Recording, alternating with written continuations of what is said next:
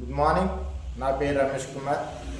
YS Jaganmohan Reddy గారు 5 years కాలంలో ఏ రోజు కూడా ఇచ్చిన హామీలు ఆపకుండా మేనిఫెస్టోని పవిత్ర గ్రంథంగా భావించి ఆయన ప్రజల గుండెల్లో ప్రజల మనసులను దోచుకున్న గోపాలుడు అనుకోవచ్చు.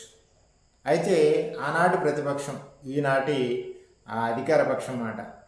ఆనాడు ఆంధ్రప్రదేశ్లో మరో శ్రీలంక అయిపోతుందని గొగ్గోలు పెట్టారు. అయితే వీరు అధికారంలోకి వచ్చిన తర్వాత 6 మాసాలైంది. 6 మాసాల్లోనూ ఇంచుమించు లేదంటే 1,12,50 కోట్లు అప్పు చేశారు. ఇచ్చిన హామీలు ఏవి కూడా నెరవేర్చలేదు. ఇంచుమించు 6 మాసాలు అవుతుంది కానీ ఏ ఒక్క హామీ కూడా నెరవేర్చలేదు.